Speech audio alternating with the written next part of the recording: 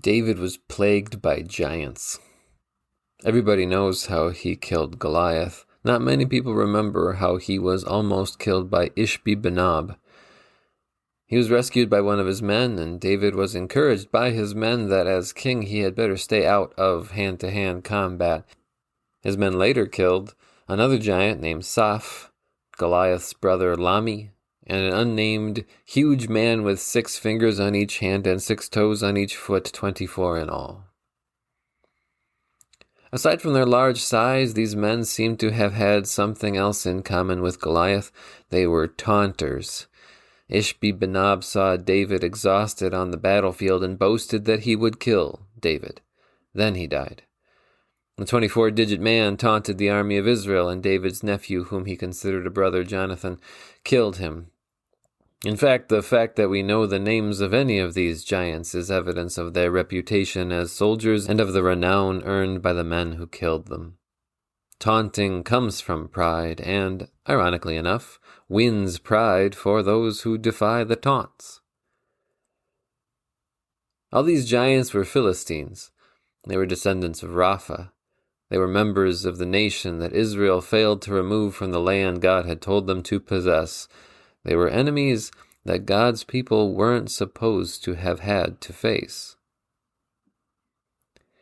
Man, giants are just such an easy metaphor for our problems, aren't they? How they loom over us and intimidate us, and some topple over easily and show us that things are rarely as bad as they seem. Others show us how much help we need and what a blessing it is to have allies. Some talk a big game and prove to be nothing more than talk. Others baffle us with their size and their features and leave us confused and afraid even after they're gone. All of them threaten our pride and tempt us to even more pride when the threat ends. And so many of them are enemies we would never have had to face, if not for our own mistakes. But here's the thing. When people become metaphors, we tend to forget that they are people. When a leader becomes a symbol of everything we agree with, we forget that they are sinners like us and put ourselves in danger of having to sinfully justify sin to go on agreeing. When a leader becomes a symbol of everything we detest, we forget that they are people like us and put ourselves in danger of hating both the sin and the sinner and sinning in our hearts the sin of murder. Metaphors and symbols are so useful to us as human beings, but when human beings become symbols and metaphors, we risk forgetting the love we owe them as human beings. So how do we love David's giants? Showing love for someone who is long dead is hard enough. How do we do it for someone who was an enemy of a leader who is a symbol of everything we agree with, even though he sinned?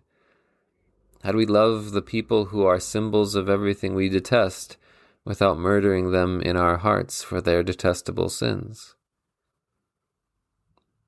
Walk the metaphor back and see the people behind our problems. And wonder if their need to intimidate comes from their own hurt, and realize that they are never as bad as they seem, and be grateful to them for the reminder to get help and find allies. See through the talk, look past their baffling size and features, set aside pride, ask ourselves if their threat might in some way be our own fault. I guess we just try.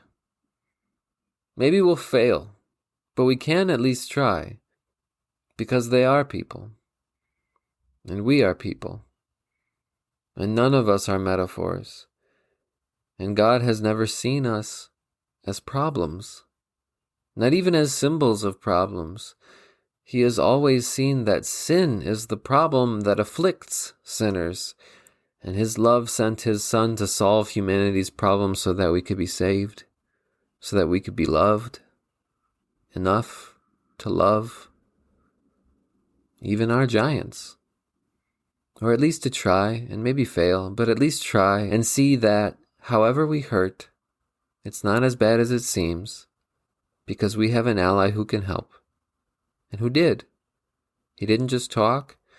He saw past our baffling mistakes and the sin that is a feature of our lives and our pride and our fault.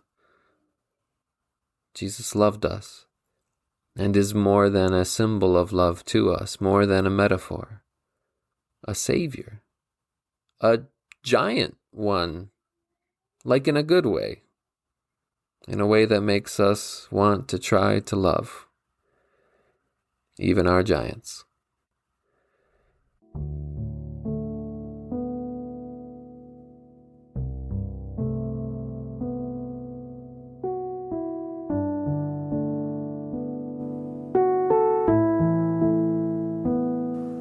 You and I are dust and breath, loved by God, bought by Jesus.